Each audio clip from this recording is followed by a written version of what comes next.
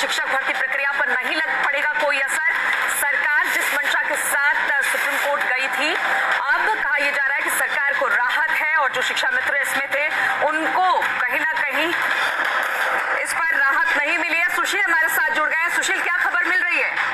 देखिए नीलू, एक बड़ी राहत फिलहाल जरूर है उत्तर प्रदेश सरकार के लिए, क्योंकि 59,000 यूपी में जो शिक्षक भर्ती था, जिस तरह हाल ही में इलाहाबाद हाईकोर्ट ने यह आदेश दिया था कि कट ऑफ जो है वो 60 और 65 के आधार पर यूपी सरकार भर्ती करेगी, लेकिन इस फैसले पर जो शिक्षा मित्र हैं उनको आपत्ति थी, जिन्होंने सुप्रीम कोर्ट में इस फैसले को चुनौती दी थी।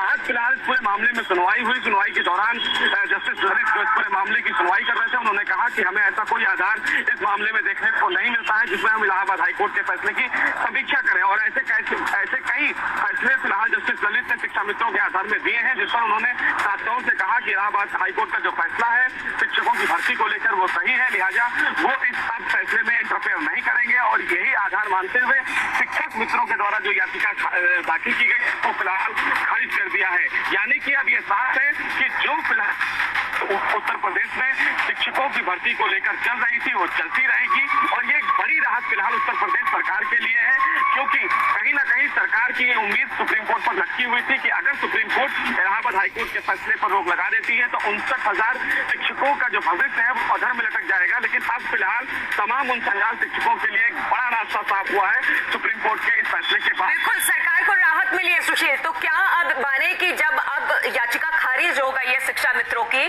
तो जो आगे का प्रोसेस है वो सरकार कर सकती है? शिक्षकों की भर्ती का जो पूरा प्रोसेस होगा, अब सरकार उसको भर्ती प्रक्रिया को शुरू कर सकती है?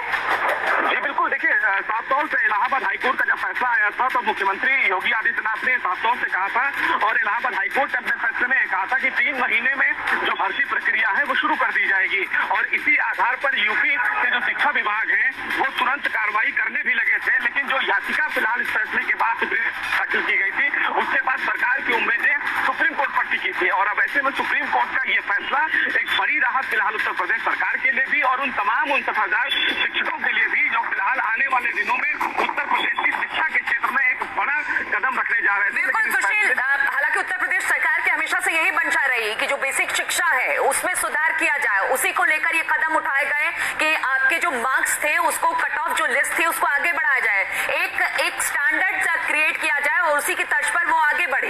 लेकिन शिक्षा मित्रों ने याचिका दायर की।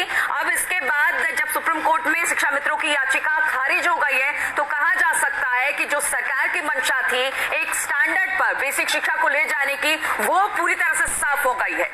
जी बिल्कुल नीलू, आप सही कह रही हैं, क्योंकि साफ तौर से जब इलाहाबाद हाईकोर्ट का फैसला आया था तो तमाम लोगों ने फैसले का स्वागत किया था। और वो तमाम जो परेशान चेहरे थे शिक्षकों के, जिनको ये उम्मीद थी कि आने वाले समय में उनका भविष्य कैसा होगा, और इलाहाबाद हाईकोर्ट के फैसले ने उनके फैसले पर मुस्कान बढ़ा दी थी। और ऐसे में इलाहाबाद में जब याचिका शिक्षा मित्रों के द्वारा दाखिल की गई, जिसमें कहा गया कि जो कट ऑफ की लिस्ट है उसमें फिर से सुप्रीम कोर्ट विचार करे और जो फिलहाल स्टैंडर्ड जो कट ऑफ था पहले यानी कि 40 और 45 उस पर विचार किया जाना चाहिए। लेकिन सुप्रीम कोर्ट ने यह स्पष्ट कर दिया कि जब इलाहाबाद हाईकोर्ट की लखनऊ बेंच ने यह स्पष्ट किया है, डबल बेंच ने, कि स्टैंडर्ड जो उसका कट ऑफ होगा वो 60 और 65 होगा, तो हम अब ये नहीं चाहते हैं कि कट ऑफ। बिल्कुल, तो 59,000 शिक्षकों की भर्ती का मामला अब साफ हो गया है। शिक्षा मित्र जिस तरह से इलाहाबाद हाईकोर्ट के फैसले को चुनौती देने के लिए सुप्रीम कोर्ट पहुंचे थे, लेकिन अब सुप्रीम कोर्ट ने याचिका को खारिज करते हुए कहा है कि जो सरकार ने फैसला लिया है वो सही है। कुछ बिंदुओं को भी उन्होंने रखा है और आज सरकार के लिए बड़ी राहत की खबर है।